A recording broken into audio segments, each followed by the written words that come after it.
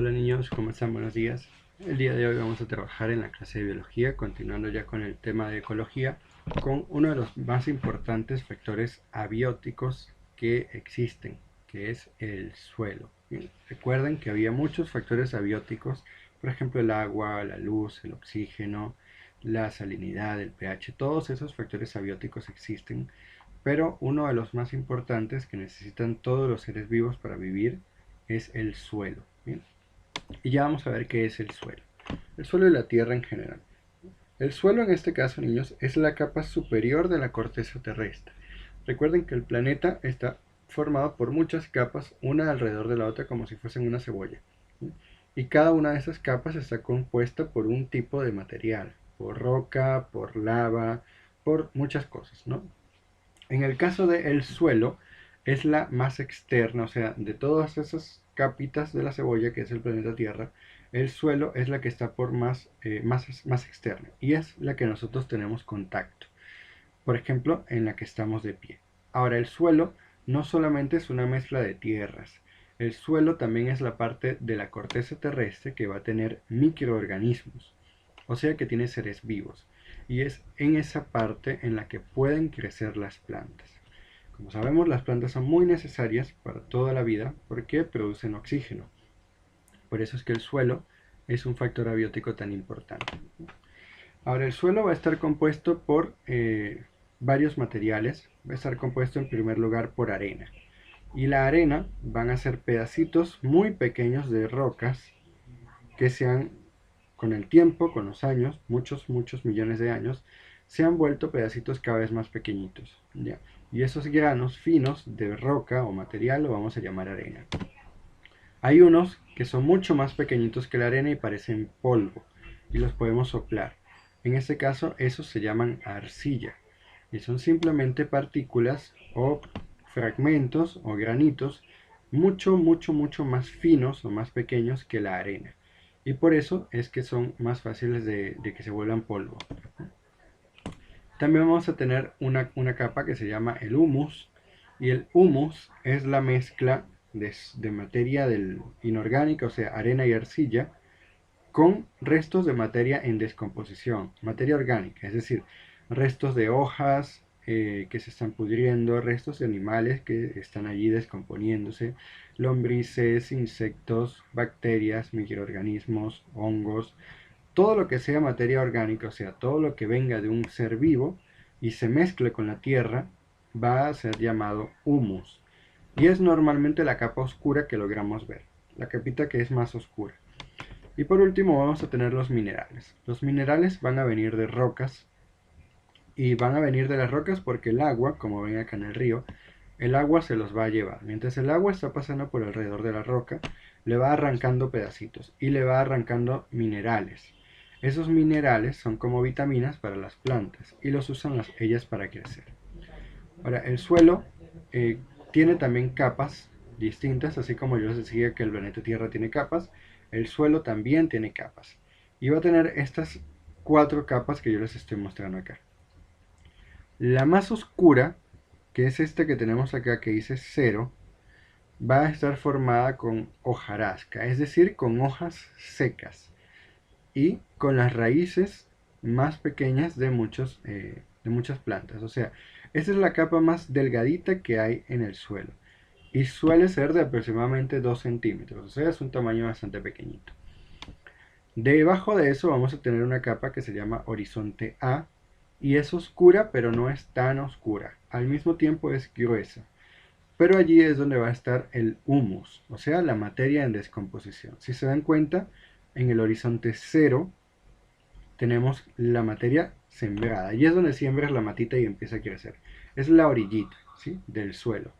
Pero por debajo, donde están todos los nutrientes que utiliza esa planta para crecer, donde está la mayor parte de la raíz, de donde saca el agua, es el horizonte A, que es donde está ubicado el humus. ¿Bien?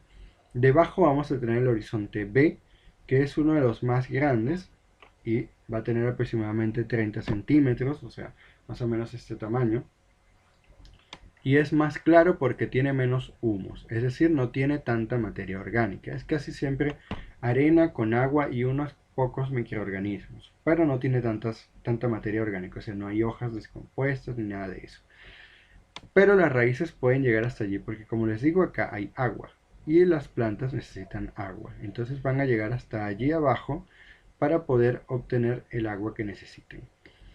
Y por último van a tener esto que son el horizonte C. Aquí en el horizonte C ya no hay ningún tipo de nutriente. Aquí no hay humus, o sea, hasta acá abajo no llega la materia en descomposición. No hay agua tampoco, está formada casi siempre por arena y por piedras. Como no hay nutrientes y no hay agua, las raíces no van a llegar hasta allá abajo. Entonces acá en realidad no hay casi ningún tipo de organismo vivo. Habrá algunas bacterias muy pocas, pero casi no hay ningún tipo de organismo vivo. Entonces, repasando esto, tenemos 5 niveles que se llaman horizontes.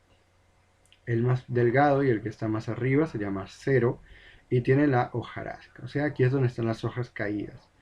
Luego tenemos el horizonte A, que es un poquito más grueso, de 10 centímetros, y es de color oscuro porque tiene mucha materia en descomposición. Tiene humus o fertilizantes. ¿Bien?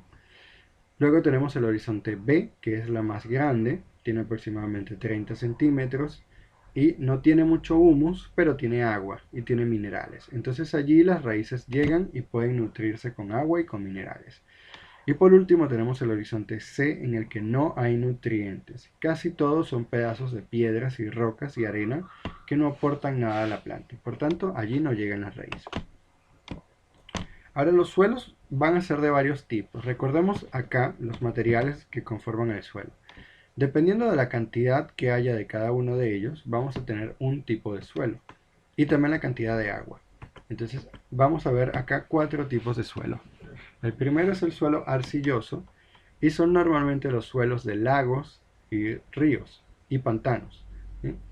Estos suelos tienen mucha arcilla. Recuerden que la arcilla son partículas de material muy pequeñito que forman polvos fácilmente. Estos suelos necesitan normalmente muchísima agua, por eso es que tienen ríos por encima, o más bien por eso es que están en el fondo de los ríos y de los lagos.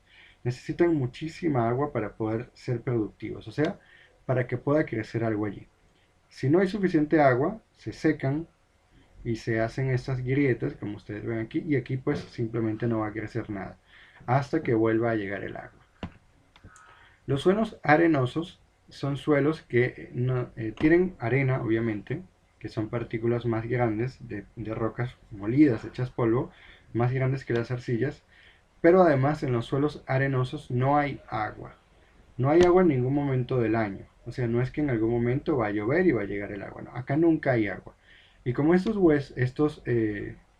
suelos no tienen agua, no pueden crecer las plantas. Y el aire lo que hace es hacer que la arena se vuelva cada vez más pequeñita y se haga más y más polvo. Entonces, en esos terrenos, que normalmente son desiertos, no hay casi ningún tipo de planta creciendo. Ahora tenemos también los suelos rocosos. Esos son suelos que normalmente están presentes en montañas, en las partes altas de las montañas. Y pues como su nombre lo dice, la mayoría de los materiales son rocas. No hay mucha arena, no hay mucha arcilla, no hay nada de arcilla, pero hay muchas rocas y no hay normalmente muchos nutrientes. Las arcillas son los que más nutrientes aportan. Entonces en estos suelos rocosos no hay suficientes nutrientes. Como están en la parte alta de las montañas suelen ser muy fríos, tampoco tienen mucha agua porque por acá arriba no llueve tanto y entonces no puede crecer plantas grandes allí. Lo que suele crecer son musgos, que son unas plantas muy pequeñitas que forman unas camitas esponjosas, afelpadas sobre la roca, pero son muy pequeñas.